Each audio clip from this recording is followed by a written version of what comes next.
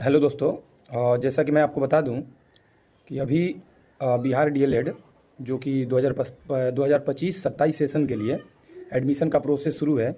इससे पहले आपका काउंसलिंग 5/12/2025 तक जो होने वाला था वो हो चुका और उसका अंतिम तिथि था 5/12/2025। 5/12/2025 को उसका जो डेट है ख़त्म हो चुका है। अब हम लोग आज की इस वीडियो में जानेंगे कि इसका आगे का प्रोसेस क्या है और किस तरह से आपका एडमिशन सफलतापूर्वक पूर्ण हो सके। तो सबसे पहले मैं आपको बता दूं कि जैसा कि आप लोग जानते होंगे कि इस बार डीएलएड में लगभग 2.5 से 3 लाख के आसपास लोग पास हुए हैं। और अगर कुल बिहार में कॉलेज में सीट की बात किया जाए तो 30,000 कुछ के आसपास सीट है। तो इस हिसाब से अगर देखा जाए तो एक सीट पर लगभग 9 जो है अभ्यर्थी हैं। तो उस 9 में से आपका एक जो है कि एडमिशन कराना है।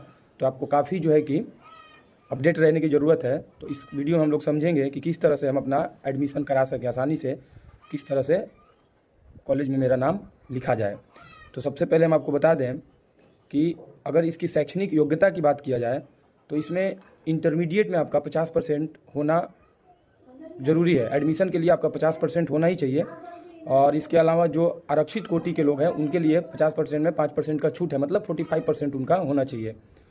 जितने भी सभी आरक्षित कोटि वाले लोग जो हैं उनका 5% का छूट है इंटरमीडिएट में, तब उनका एडमिशन आसानी से हो सकेगा।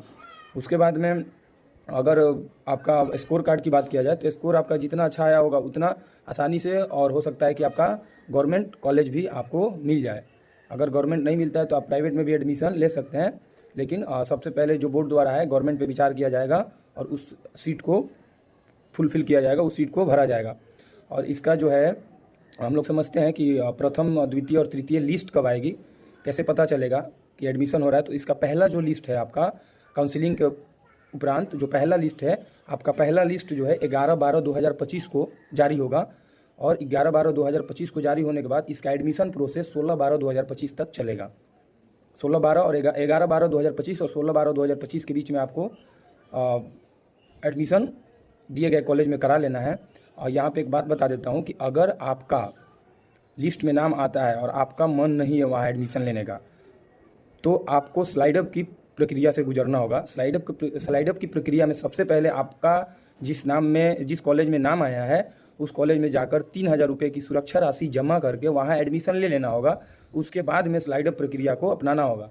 उसके बाद में जब आप एडमिशन के लिए स्लाइड अप कर लेंगे तो द्वितीय लिस्ट में या तृतीय लिस्ट में जब आपका नाम आता है तो उस प्रोसेस में आप जाके वहाँ एडमिशन लीजिएगा। और वो जो 3,000 रुपये की राशि है वो कॉलेज द्वारा आपको, मतलब वो पहले वाले कॉलेज द्वारा इस प्रेजेंट में जहाँ आपका एडमिशन होगा यहाँ पे वसूल कर लिया जाएगा। इसके साथ अगर दूसरा सूची की बात किया जाए तो दूसरा सूची आपका 21/12/2025 को आएगा और उसका एडमिशन का जो अंतिम तिथि रहेगा 26/12/2025 तक रहेगा। दूसरा जो लिस्ट जारी होगा उसका। अगर तीसरा की बात किया जाए तो तीसरा जो लिस्ट है आपका 3/1/2026 को आएगा। 3/1/2026 को आएगा और ये जो एडमिशन है 3/1/2026 वाला तीसरा का, इसका 8/1/2026 तक चलेगा। तो इस प्रकार आप अपने एडमिशन को अपडेट रह के आसानी से करा सकते हैं और सारे डॉक्यूमेंट्स आप अभी से रेडी रख सकते हैं ताकि एडमिशन कराते समय आपको किसी भी समस्या का सामना नहीं करना पड़े। और कुछ दस्तावेज है जो मैं आपको बता देता हूं जो उसमें आपका लगने वाला है। और सबसे पहले आपका तो हो सकता है एप्लीकेशन फॉर्म जो डीएलएड का लगा था वो लगेगा। उसके बाद में आपका एडमिट कार्ड हो गया। उसके बाद में आपका स्कोर कार्ड हो गया, काउंसलिंग वाला पेपर हो गया। उसके बाद में मैट्रिक, इंटरमीडिएट, आधार कार्ड, फ़ोटो, सिग्नेचर।